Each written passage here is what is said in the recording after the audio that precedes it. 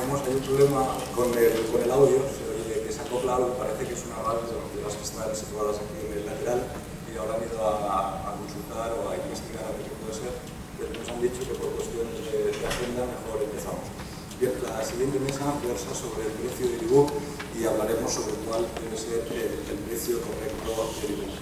Y para ello la organización ha tenido a bien invitar a dos personas que son punta de lanza en la industria editorial, como son Luis Plano, a mi derecha, director del fundador de libros del Asteroide, y Ernest Folk, a mi izquierda, director de Ediciones B y del sello enteramente digital BDBooks.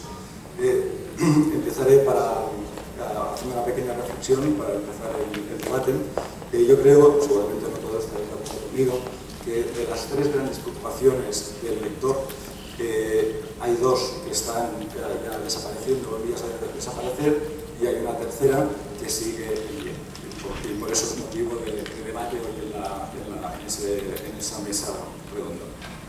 Cuando empezó la industria, empezó hace muchos años, podemos decir, empezó hace casi década y media, ¿no? Pero en realidad cuando empezó el mercado fue hace apenas 2 o 3 años.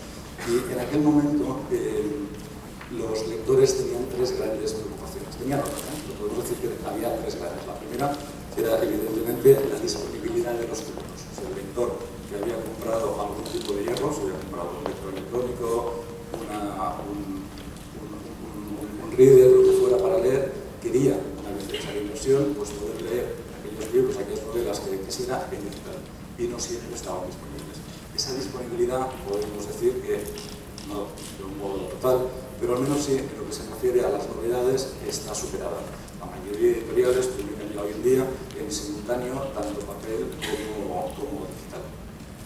La backlist, los libros de fondo, quizás todavía no, pero las novedades, al fin y al cabo, es lo que el lector quiere leer en el momento en que se publican, sí que están casi por entero disponibles. Con lo cual, esa primera preocupación, podemos decir que la estamos dejando atrás.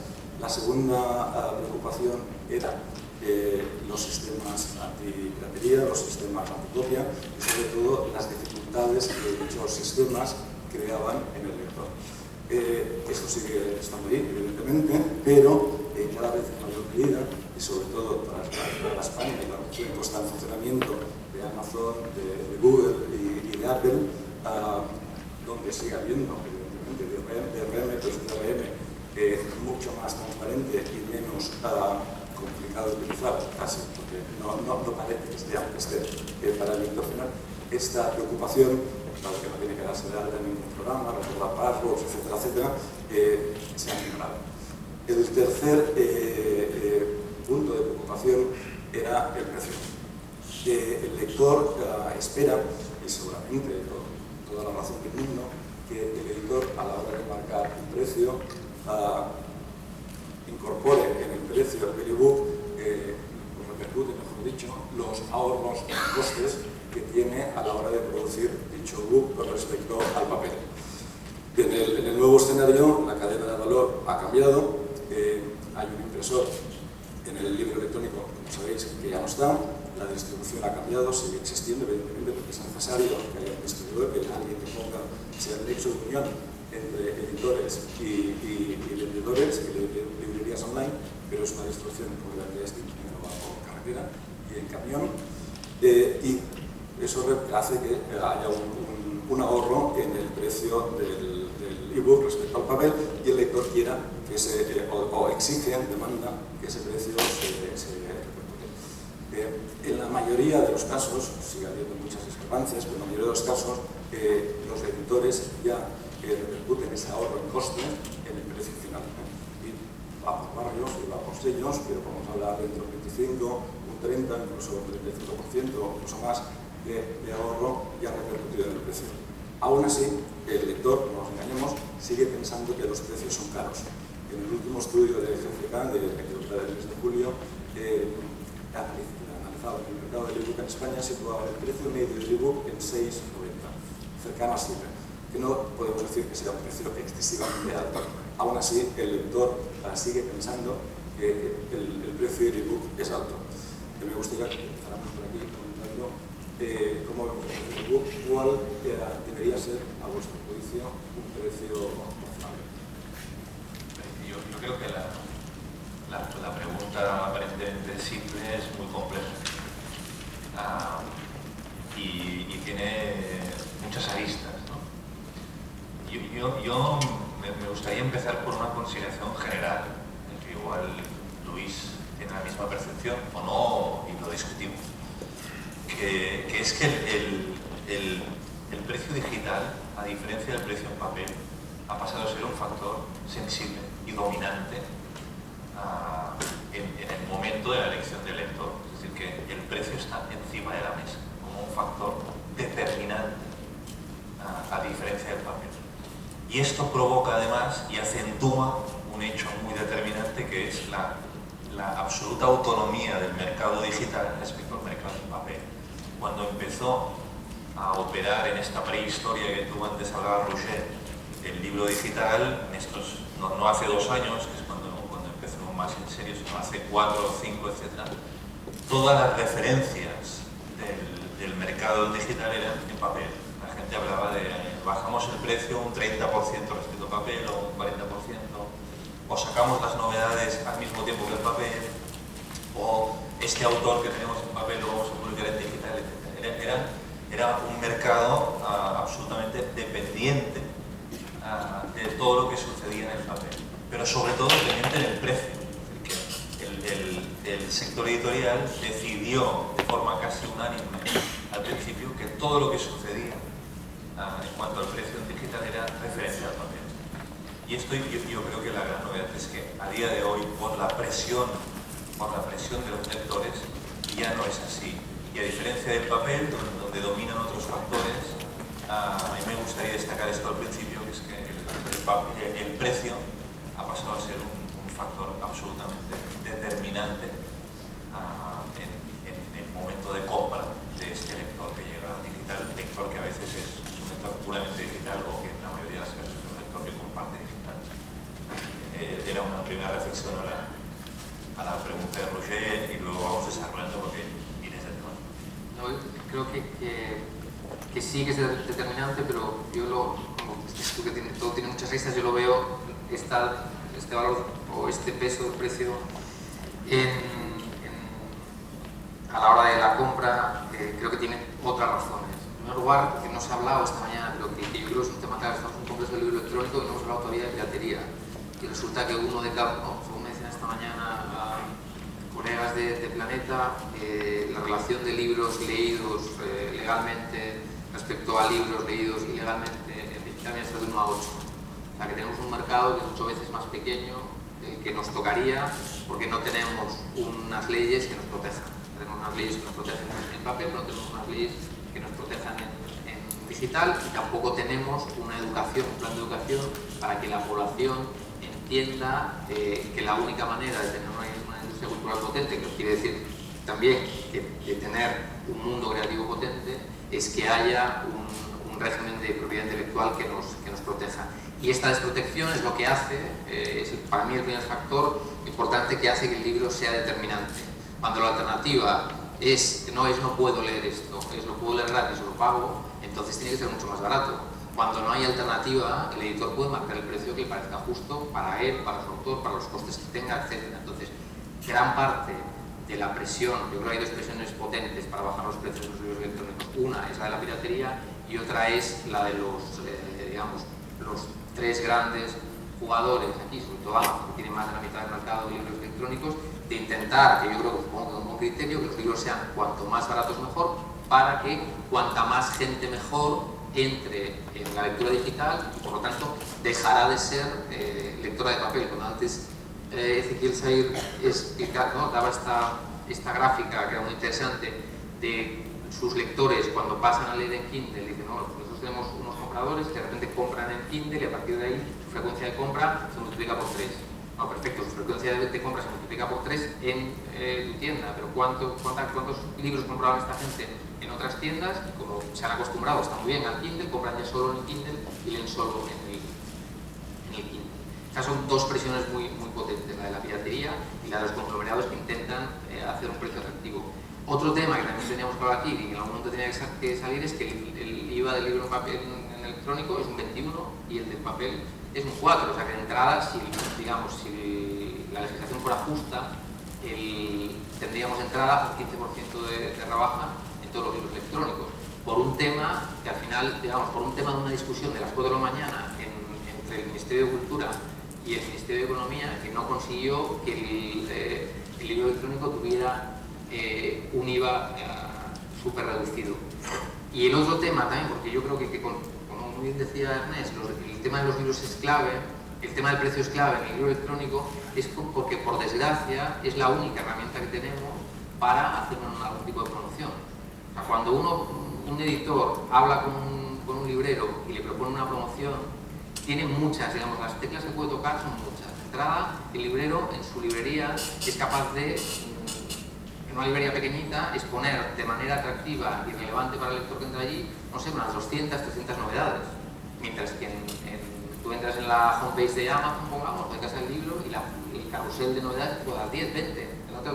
No es capaz de ver más. Cuando tú hablas con un librero, además de que tiene más espacio para hacer promociones, los temas que le puedes tocar al librero son el descuento, el periodo de pago. Normalmente las librerías compran en firme con derecho de devolución, pero le puedes dar un depósito para que no le afecte a sus cuentas. Todo este tipo de herramientas promocionales no las tienes no las tienes en el mundo digital. La única que puedes darle al lector que entra por allí, además de la promoción que haces al librero, al lector le puedes dar un gadget. Le puedes decir, oye, mira, te voy a dar una bolsa de tela si te compras un libro de asteroides, si te compras un libro de ediciones B, llévate a casa esta libreta, esta Moleskine maravillosa, si te compras más de... Todo ese tipo de promoción, digamos, en el mundo digital parece que no existe. Entonces todas las promociones acaban pasando por el precio. Entonces yo no sé si es antes el huevo o la gallina, entonces ya no sé si el precio es tan determinante como tú dices, porque realmente el consumidor ahí es mucho más sensible al precio, o porque en realidad hemos dicho que es la única alternativa y que además tiene que ser más bajo, mucho más bajo de lo que se piensa. Sí lo llevo mucho. Es que Luisa ha abierto para mí dos cosas muy importantes. El de la piratería me gustaría dejarlo para dentro de unos minutos, porque una vez entremos en el tema no vamos a salir, y para mí se puede explicar antes hablando de más cosas, ¿no? Respecto al precio, yo creo, Luis, que no solo es determinante, sino que es diferente. Es decir, que estamos hablando de un precio que es fijo, en el sentido de que está fijado en los mismos puntos de venta, en el mismo espacio temporal, pero ya no es fijo entendido como un precio sostenido en el tiempo, ¿no? El factor temporal se ha roto, con lo cual es un precio fijo móvil. Y este precio fijo móvil, que yo creo que es absolutamente legal. Tienes que explicar, porque la gente que no entiende. Ahora lo explico. Es absolutamente legal, porque efectivamente el precio fijo se refiere a un mismo precio en un mismo momento, en una temporalidad, en unos mismos puntos de venta, pero puede ir fluctuando según la temporalidad que es lo que hace, ¿no? Y ahora voy a explicar esto del precio fijo móvil. ¿Por qué es móvil? Porque respetando que sea el mismo precio en los mismos puntos de venta, es un precio que ha empezado a dinamizarse de una forma muy acentuada. Y encontramos ofertas de fin de semana, ofertas de 24 horas, ofertas según género, etc., que efectivamente cambian para todos los puntos de venta, pero la percepción del precio ha dejado de ser este libro, como pasa en papel, vale 18 € y solo se modificará el precio en un eventual bolsillo o en un eventual saldo o en un eventual punto intermedio de precio redondo. Pero, digamos, el precio era algo solemne que duraba su tiempo, normalmente 1 año, 2 años, 3 años, ¿no? Aunque antes de la llegada del libro digital ya se había dinamizado, pero nunca hasta extremos como los que tenemos ahora. ¿Ahora qué ha pasado? El precio se ha flexibilizado hasta tal punto que el precio dura horas, a veces, dura días. El punto de partida a veces no es el punto de llegada, y en una bajada, y nosotros tenemos experiencias así, en una bajada de 7,99 a 1,99, pues puede ser que la recuperación ya no sea a 7,99, sino sea a 4,99, etc., ¿no? Y para mí, ¿por qué sucede esto? Sucede esto porque efectivamente hay una presión, que es lo que tú comentabas antes, pero también hay yo creo que hay una tecnología que permite hacer esto. Es decir, al final el dinamismo tiene que ver con unas herramientas que antes no teníamos y que ahora es posible hacerlo, ¿no? Yo creo que hay un fenómeno muy curioso, que es que esta flexibilización de precio permite algo inaudito, que es activar libros muertos a través del precio. Y el precio se convierte en un elemento de marketing y de dinamización. Tú tienes un fondo determinado de centenares de libros. Si tú le aplicas a uno de ellos con criterio, con sentido, no olvidando los contenidos, pensando en qué momento, para quién y cómo, es decir, no es el precio como un valor en sí mismo, sino el precio aplicado con criterio a un contenido determinado, a un momento determinado. Si este precio aplicas una tecla adecuada, puede ser que un ebook que llevabas 1 año y medio sin vender ni un libro, pasas a venderlo, por supuesto, cuando lo pones a 2,99 o a 3,99 o a lo que sea, pero luego, cuando vuelves al precio lleno o al 80% de aquel precio, el libro pasa a tener unas ventas sostenidas y sostenibles de 200, 300 ebooks al año. Quiere decir que el precio también puede ser un factor positivo de activación de un fondo que estaba muerto. Cosa que en papel, y termino y te dejo hablar, en papel, si tú aplicabas una oferta muy agresiva sobre un fondo que estaba muerto, aquella oferta, digamos, no funcionaba, con lo cual el precio, por eso digo, ya no es solo un factor determinante, sino que es diferente. Sí, lo que es tienes toda razón en lo que has dicho, pero ¿por qué el libro este que estaba muerto, que lo pones a 1,99, coge vida después? Porque la única manera, o sea, cómo funcionan, al final en este país solo venden libros electrónicos Amazon, Casa del Libro y Apple, y hace poquito. Y Google que empezaba hace nada. El resto no son, por desgracia no son relevantes. Yo espero que lo del CEGAL y la alianza con Casa del Libro vaya bien, porque yo solo quiero que gente que realmente prima la selección pueda competir en este mercado, pero en el resto de los grandes, digamos, competidores solo funcionan, o sea, las cosas que se promocionan son las que se han vendido.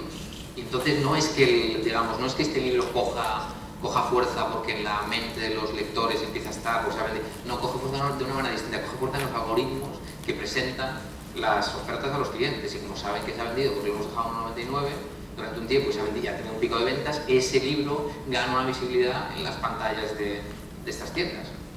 ¿No creéis que a medida que vamos jugando con el precio fijo, al tiempo que vamos jugando con los precios dinámicos, estamos educando al lector?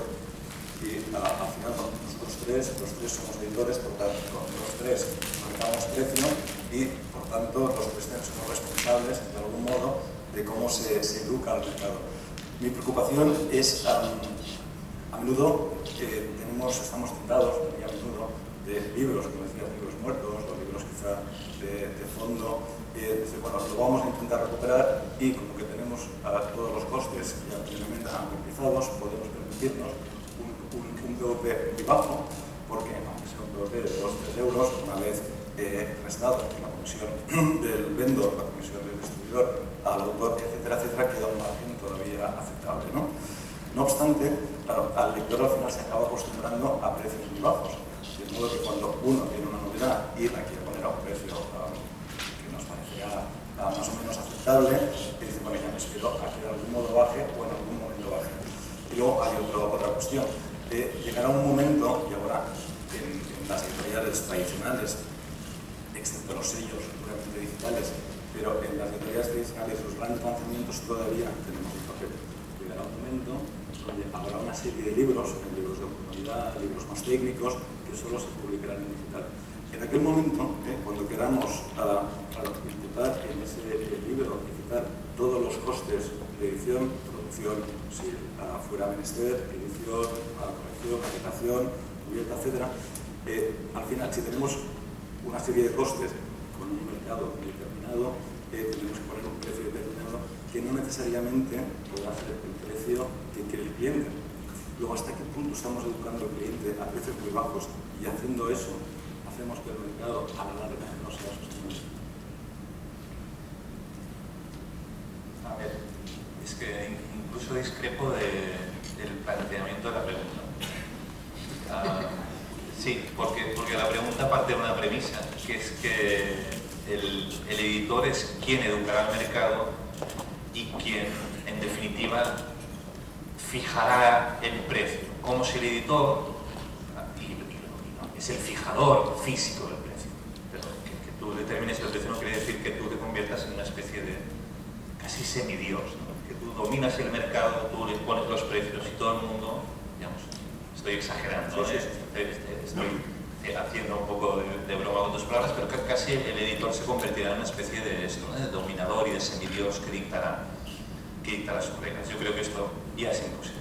Es decir, esta premisa, incluso yo la discuto, ¿por qué no es cierto? Entonces, si seguimos en una posición de resistencia, es que debemos educar el mercado, nosotros mandaremos en el precio, etc., pues vamos a perder la partida, como de hecho la está perdiendo quien está intentando todavía ejercer esta posición, digamos, dominante. Para mí hay una cuestión de fondo en la cuestión del precio que es la que es interesante, ¿verdad? Que es que está cambiando el rol del editor, pero no está cambiando para mal. Que pierda su posición de semidios no quiere decir que tenga una posición peor. Va a ser una posición de escuchar más el mercado, de ser más colaborativo, se han roto barreras y te acercas al lector, entiendes mejor qué pasa, etc. Porque los editores no van a ser víctimas de los editores que bajan los precios. Los editores seguramente será al revés, yo creo. Van a ser más víctimas de los editores que se mantienen en precios que no son asumibles, que no son de mercado. Es decir, yo creo que es mucho más perjudicial para la industria sostener durante un tiempo insostenible precios a 17 euros que no ir escuchando el mercado, ir haciendo ofertas, estar en precios razonables, etc. Porque, y ahora aparece aquí el tema que ha sacado Luis con toda la razón a las primeras de cambio, porque tenemos un competidor que es la piratería.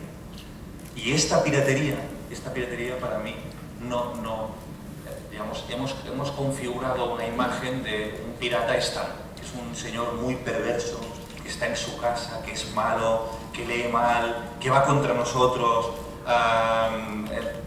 Bueno, efectivamente hay gente así, pero para mí es una inmensa minoría. Para mí lo que es interesante es la gran masa de piratas que ha creado la industria, que no estaban dispuestos a piratear, que no tenían especial interés en piratear, pero cuando se produce un gap tan tremendo entre la expectativa de precio y el precio real, este gap crea piratas nuevos, crea piratas donde no existían, que efectivamente no vamos a eliminar la gente con mala fe, la gente que se dedica profesionalmente a eso, la gente que desarrolla tecnológicamente en casa una capacidad para piratear, etc.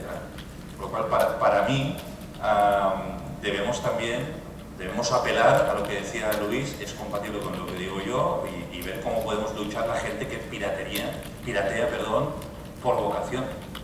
Pero luego tenemos que analizar cuánta gente está pirateando provisionalmente básicamente por dos problemas. A veces porque no encuentra la oferta.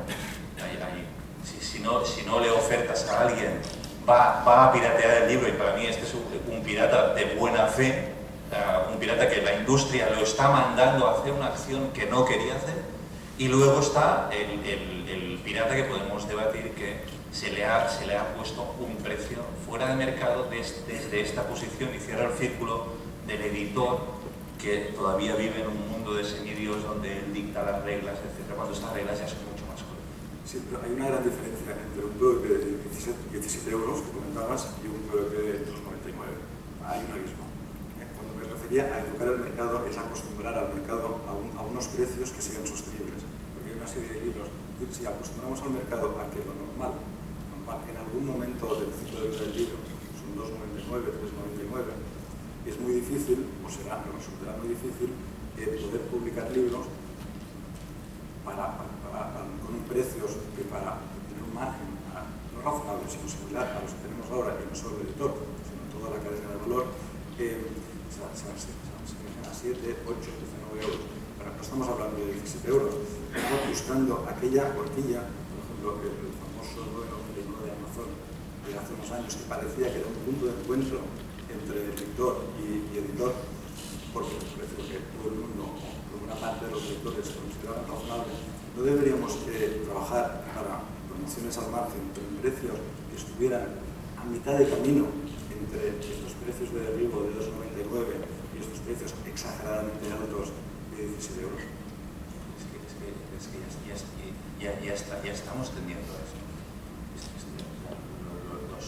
Tú estás, lo que propones, a mí ten en cuenta nuestra experiencia. Nosotros hacemos unos libros que hemos tomado unas tiradas iniciales de 3.000 ejemplares, normalmente son de literatura traducida, por lo tanto unos costes de traducción importantes, no son autores muy conocidos, con lo cual los científicos también son más bajos, y entonces nosotros hacemos el siguiente cálculo. Nosotros necesitamos, para recuperar los costes, nosotros marcamos el precio en papel con el siguiente esquema, con el siguiente sistema. Calculamos que nuestros libros necesitan un punto de equilibrio entre 1.000 y 1.250 lectores, y entonces vemos todos los costes que tenemos y bueno, cuando hayamos vendido en papel 1.250 ejemplares estaremos a cero.